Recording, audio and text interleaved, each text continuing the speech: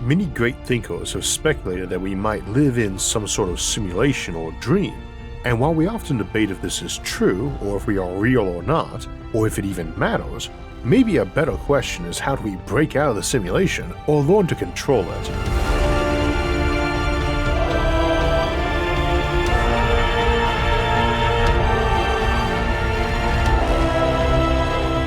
So there's a classic scene in the movie The Matrix where Morpheus is offering Neo a red pill and a blue pill, and the red pill is supposed to offer a painful truth about reality.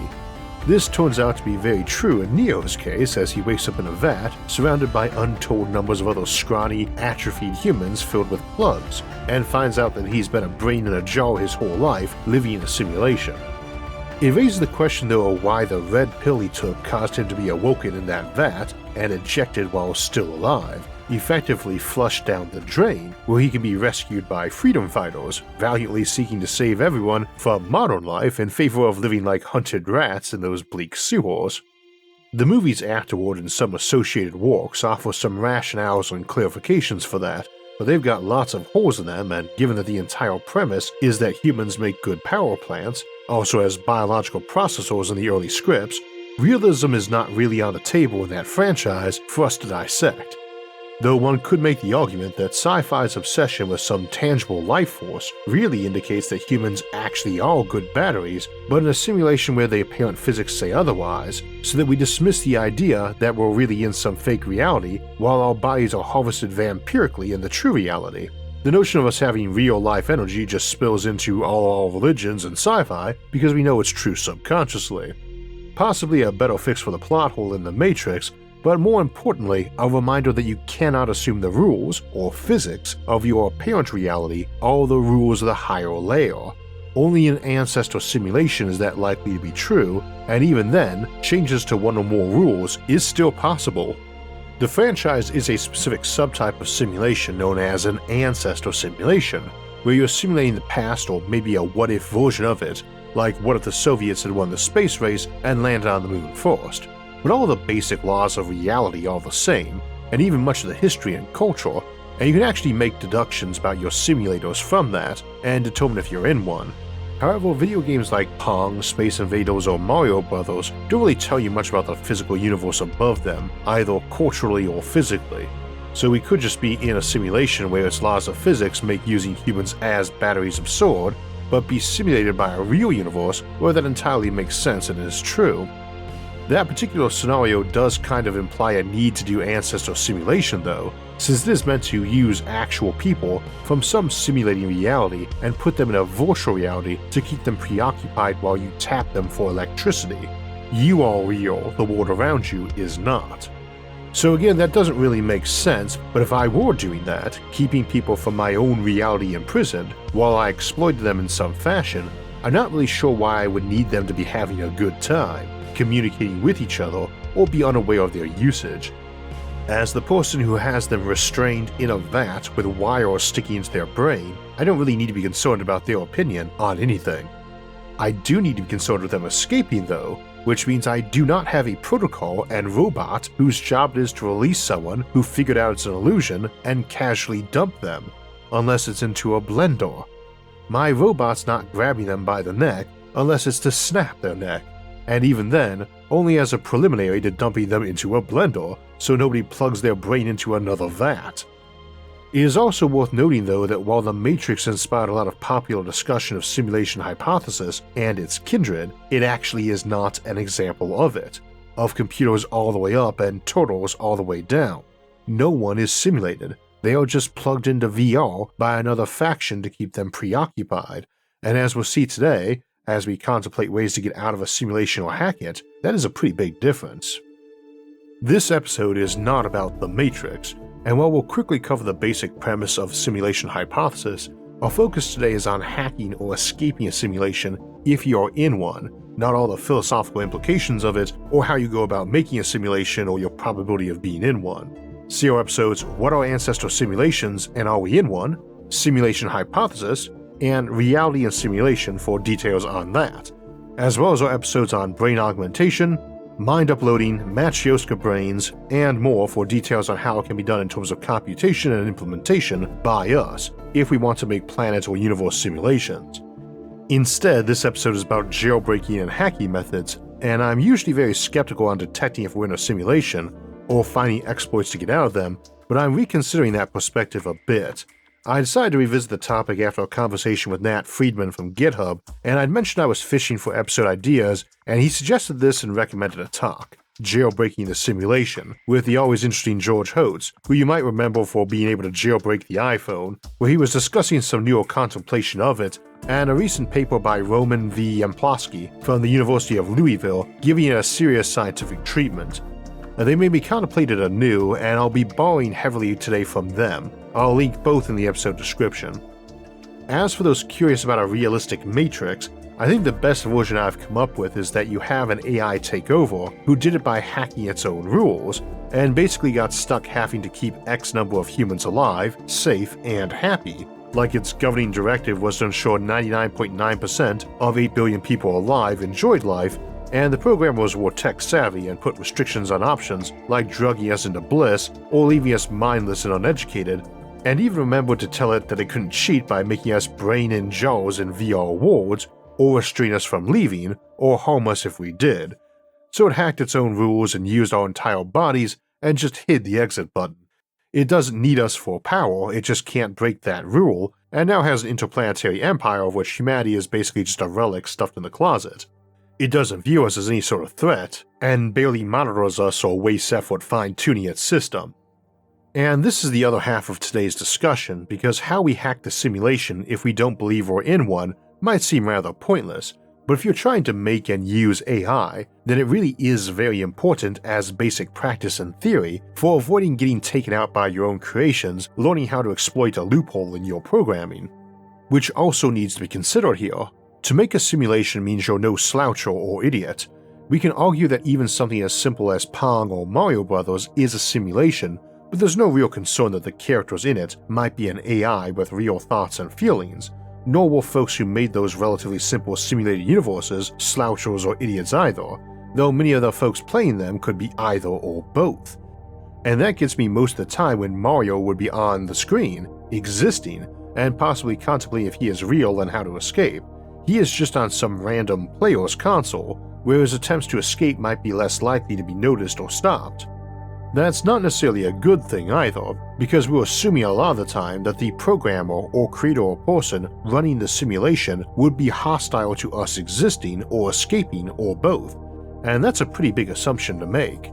As we noted in our discussion of ancestor simulations, in a universe where computers cost money to make and run, the two most obvious reasons to run those in high resolution, which is to say with actual conscious minds in them, not just ChatGPT equivalents voicing the NPCs, is either as a voluntary vacation or as a nursery universe.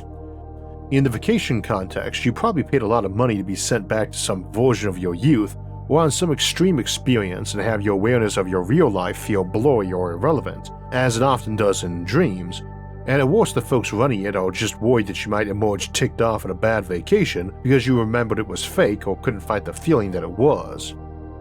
This, incidentally, is my own default assumption since I rather enjoy my life and find it challenging yet fulfilling. I assume that if it isn't real, for whatever that means, that I am a voluntary participant in it, and thus don't want to waste my money or whatever by messing it up.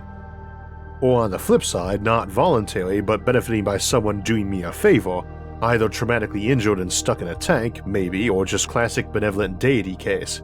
I'm a player character in the game, not just some NPC, and if I am an NPC, I'm not the random chicken or orc or villager the players ran across and killed or got one throwaway line of dialogue from.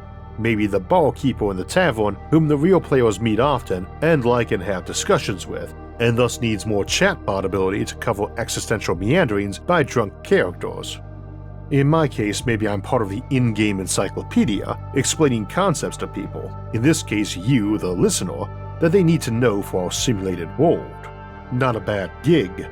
And that raises the other concern of if you actually want out, and who exactly is running the show. Odds are they are either indifferent to us or positively inclined. They are presumably not malevolent, since we don't exist in pure and constant terror and pain, and they absolutely have the capability to do that to us.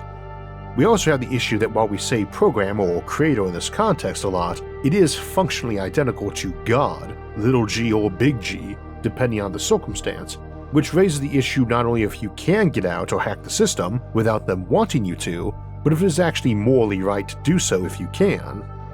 Also though, we should consider that the simulators may actually want you to get out of the simulation. The other likely ancestor simulation scenario is the nursery universe, where the goal is to graduate you into a higher layer of reality, like heaven for instance. In an ancestor simulation, the likely scenario is that your advanced civilization of origin is a bit alien and poses scarcity to natural humans, but seeks to maintain that basic worldview and morals, so they pick an era of humanity where simulation was known, like nowadays, and thus wouldn't be utterly incomprehensible to you when you were removed. But the technology was not so advanced that you lived in a world where simulation was commonplace and you had to constantly wonder if you were in one or not. You are familiar with these concepts now, and this could be part of your awakening training and prep, and it does not matter if most humans around you are apparently not on this track, because they might be NPCs. It's a bit solipsistic, but we cannot determine anything about the goals and ethics of the simulator by how they treat anyone else, or by how anyone other than us behaves, because they might be a NPC, fake person, and their happiness or suffering is fake and exists for our storyline. Ancestor simulation is not our focus for today though, and if we're asking whether or not you should be trying to hack or escape from a simulated reality where the simulator is a literal creator god, it's worth remembering that the higher layer of reality is not necessarily implied to function much like this one is. It is usually accepted that passages of the Christian Bible discussing heaven in terms of harps and singing and vineyards are metaphors for things we find pleasant or uplifting rather than strictly literal, as there is no particular reason to assume heaven, or the very highest layer of reality, which might be one step or several, actually has things like wine, milk, honey, matter, energy, entropy, 3 dimensions, or time. Or it does, and what we have are just pale simulations and shadows of them. Indeed, most theology that incorporates metaphysical discussion of prime movers and cosmological speculation, which is most of the ones that survived and flourished in the AD era, tend to assume higher layers of reality are real and very unlike this layer, and that your ascension into them is indescribable because unlike an ancestor simulation, reality is genuinely different and greater in scope, that at the highest layer is something or someone truly infinite who does not need to worry about problems like running out of memory on whatever they store us on, their brain or library or hard drive equivalent, or minimizing how much power we use to run with. You also aren't really escaping or hacking that guy's simulation. They are Easter eggs meant to be found, and you're just making progress in their maze or journey for you, or however you choose to look at it. You are not necessarily one layer down from that entity, you may be hundreds of simulations down, and the various wardens or gatekeepers or board game players between you and they might vary in skill, interest, and intent. The reality above you can differ from yours, and the reality above that can too, from both. The guy 1 or 2 layers up might be malevolent, but the one a layer or 2 above isn't perhaps, and may make efforts to help you. We also should not assume you cannot make a simulation more complicated or sophisticated than the reality 1 layer above simulating it, especially as complicated and sophisticated can be fairly relative and specific. For instance, we can simulate a universe with 2 physical dimensions instead of 3, and might be a simulation of one with 4 dimensions, but we can also simulate 4D universes and do fairly simplistic ones in math and physics modeling all the time. Those lower layers down below that you're simulating do not have to be physically smaller than your universe, or have time runs slower or have fewer people in them either. That reasoning is entirely based off of speculative logic and our own specific universe, and its rules of conservation of energy and entropy limitations, and even if true, it would only mean a limitation in terms of resolution and a sum total of options. Not that your imaginary planet or universe you're simulating couldn't be twice the size of your real native one. You could have a ring world simulation made here on Earth, simulating that giant megastructure 1,000,000 times our planet's size and living area. So let's talk about hacking some more and how we could do it. First, there is the logical approach. You can find out what the rules of the universe are and just exploit them, and that's essentially what we do with science and technology. we essentially exist in a culture that has made hacking our universe and bending its natural limits a way of life, and it is entirely possible that we'll end up with us finding both the Make Other Universes cheat code and the Escape to Higher Reality code. And that's not really an escape either. Again, your creator is not necessarily an omnipotent deity in your universe, let alone their lair, but the notion of them being an analogy for the stereotypical modern computer programmer is even less likely to be true. Only in an ancestral simulation are we likely to even be on something you could call a computer or hard drive, and people or entities able to simulate realistic universes to the detail we see are likely to be sufficiently superhuman that they probably wouldn't have a problem passing themselves off as a god, little g. So it is very likely that hacks are either intentionally in there to be found, or left in out of indifference, or possibly unavoidable results of physical laws, and each of those results in very different scenarios, especially if you get out. Now, there is a difference between hacking and escaping a simulation, because hacking would generally imply something like figuring out how to make a tree in this reality suddenly turn into gold so you can sell it, or give yourself infinite lives if you're Mario in his reality. To use the Christian God example, hacking this reality is something you can potentially do with his blessing, literally, and might include gifts like those attributed to the apostles in the Book of Acts or various miracles, whereas escaping the simulation is just getting up to heaven, or possibly the next level in the journey. Prayer, in some cases, becomes a way to ask God to turn the cheat codes on for you or give them to you, rather than specifically performing one miracle, and this is what Neo basically is doing in the Matrix. The rebels like Morpheus have some hacks, but only Neo can take it to a higher level. And again, ways an AI or Mario might hack our reality probably won't translate to the next layer up, so we use actual examples mostly as conceptual proof that it's plausible.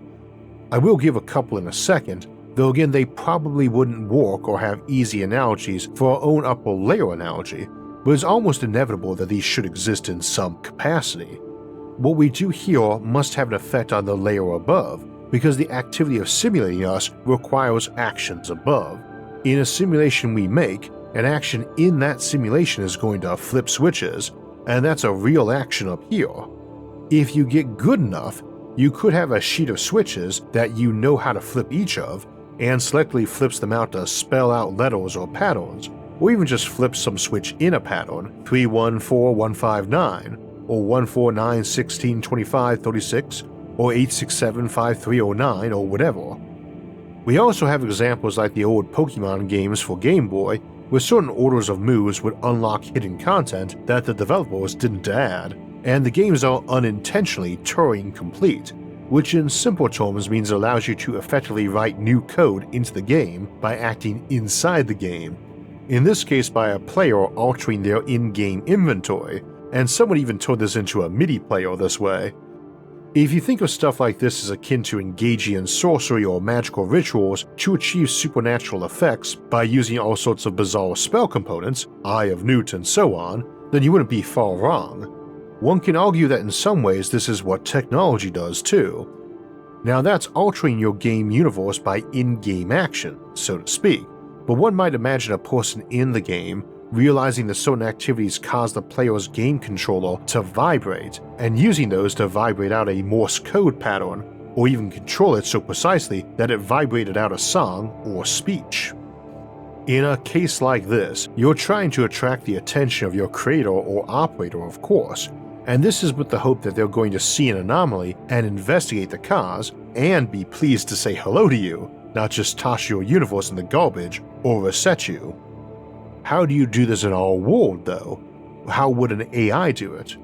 One trick you might have heard of is Rowhammer, a security exploit for DRAM, the temporary memory your computer uses for operations as opposed to your hard drive. Because the cells on integrated circuits have gotten smaller and smaller, all those cells on computers are operating electromagnetically, and shielding takes space and resources, so there is some disturbance between cells, and that's been known for decades.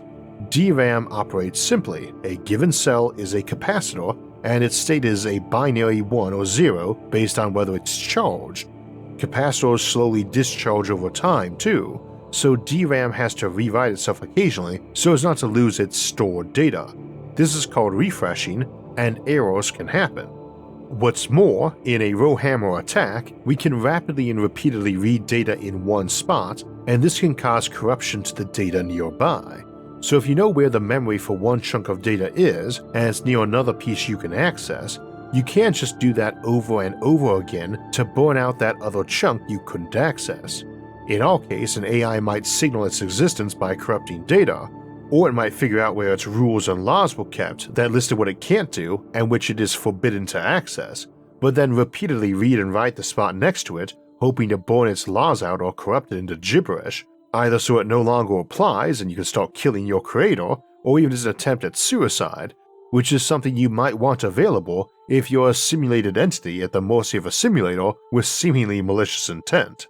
Cosmic rays can flip switches in your computer too. Good old spark chamber detectors for finding cosmic rays are nothing but sheets of capacitors with a gas that will spark in them. As a tangent, building one was my undergrad thesis. Now, we do not control cosmic rays in some upper layer of reality, but it's an example of how the ability to screw with a simulation is almost bound to be there. We see an example in Nick Bostrom's book Superintelligence. To quote, "Another search process tasked with creating an oscillator was deprived of a seemingly even more indispensable component, the capacitor. When the algorithm presented a successful solution, the researchers examined it and at first concluded that it should not work. Upon more careful examination, they discovered that the algorithm had, MacGyver-like, reconfigured its sensorless motherboard into a makeshift radio receiver, using the printed circuit board tracks as an aerial to pick up signals generated by personal computers that happened to be situated nearby in the laboratory. This circuit amplified this signal to produce the desired oscillating output."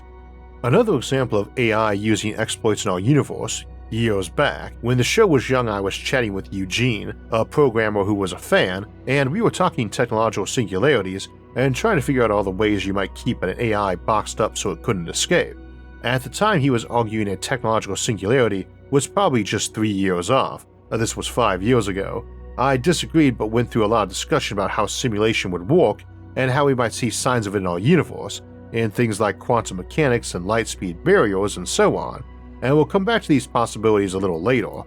But I was going on to him about how we could keep from making an AI into an invincible boogeyman and all the ways you might box one up so it couldn't mess with the world and take over or hack your defense codes and launch your nukes and so on.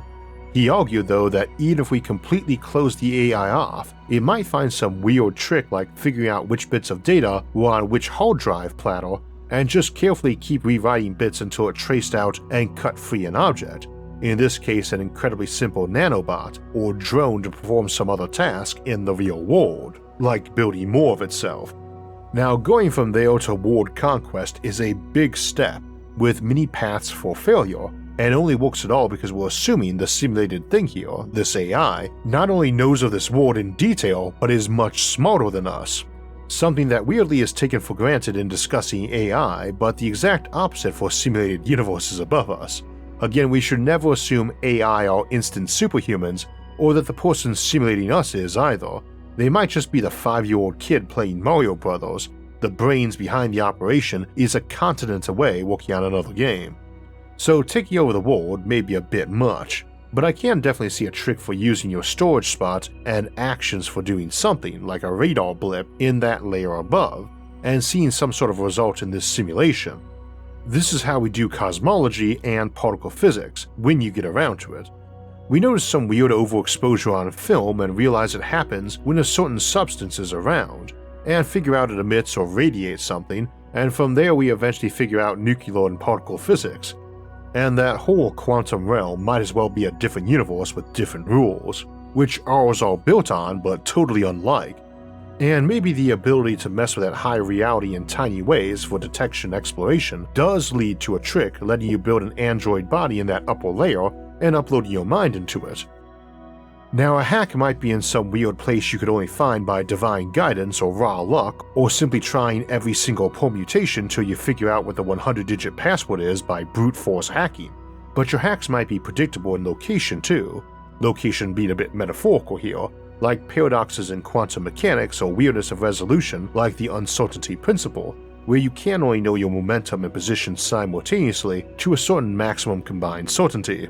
Go beyond that, measure your momentum too closely, and your object no longer can be pinned down to an actual spot with any precision. Locations might be rather literal too, like black holes, where reality gets a bit weird, or more metaphorical, like trying to zoom in on some distant spot or tiny object with 2 telescopes or 2 microscopes, where the simulation might be randomly generating that spot in that detail rather than actually simulating it the whole time, and give 2 different renders. Maybe having a maximum speed of light is to make sure that there is time to interrupt the simulation to fix renders like that. After all, it can pause things and edit. Yes, you detected 2 errors like that, but it flags the OMG moment and pauses the game to edit your memory or go back to the last save state. Of course, you really shouldn't care if a couple of amoeba in your universe simulator think they have figured out a flaw, and might have limits on how much you can monitor your system. The speed of light, which we often call the speed of causality on this show, does limit how quickly events can permeate and perturbate, and does seem like a good thing to have in a simulation. Trying to make use of exploits at the giant galactic scale, therefore, is kind of tricky because of the sheer time effort needed to do anything, but as an example of a possible hack, if the light speed limit is there to minimize errors with 2 distant observers seeing different randomly generated things, then there could easily be a hack that lets you just jump from place to place and with no hard limit on such motion, same as a video game that requires you to tediously run across the landscape backtracking your way after a mission when it can just teleport you back to base. They may even have left an easy teleport hack in there and just assume we'll find it when we need it, and it's glaringly obvious and you can instantly teleport between places now. Or it might need a loading screen. The infamously long elevator ride from Mass Effect comes to mind. Or it is possible that it really is just you or a relative handful of other people who are really sapient and everyone else is an NPC, and it needs time to load up the environment around you. But then you can't really trust anything you know because so much of it is coming from those NPCs, including your knowledge of science and experimental data. Even experiments talking about ways to cheat the simulation or detect it are just made up gibberish designed to distract you under false leads or make you relax. Quantum mechanics, along with its weird anomalies like spooky action at a distance from entanglement, are often viewed as telltale signs when a simulation, and we discussed that more elsewhere. The big one to me is probably quantum computing, since if quantum mechanics is just a way of setting a maximum resolution for the universe, then the layer above it probably doesn't have that particular version, and running insane calculations only possible on quantum computers should set off bells and alarms in the layer above, or cause weird lags and issues from maxing out their processors, or power bills. Though it's worth noting that weird anomalies we see and classify now as mundane physics, like how fusion occurs in low-temperature stars, might actually be overt signs of processor overload, too much stuff in one place for instance, and we just are used to seeing it and assume it's not unnatural or supernatural. I suppose any effect from a higher layer of reality would probably be described as supernatural. Also in that case, life might be an accident from not anticipating stellar fusion could occur to power it on distant planets. Thus you really don't even notice it till it gets big and interstellar and just disinfect that area, solving the Fermi paradox.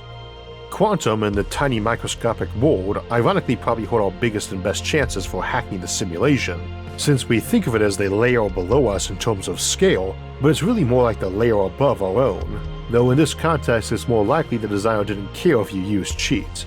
A counterpoint to quantum being a gateway to hacks and escaping, though, is to remember that it's those tiny weird effects like quantum tunneling that actually allow stars like our own to have fusion occur, and thus life as we know it could be an unintentional side effect of that marginal quantum action, but probably is not. It's probably a design feature, and would also be terribly unlikely it had gone unnoticed even if not. Again though, that doesn't mean that if it allows hacks and they know it does, that they would do anything about it. It is much easier to hack a system where they want you to learn all those cheats, which again is essentially what science and technology are anyway, and you can probably get out if they don't care or would find you a curiosity. Obviously if they hate you, or observe you constantly and need you to stay in the box, you're probably out of luck.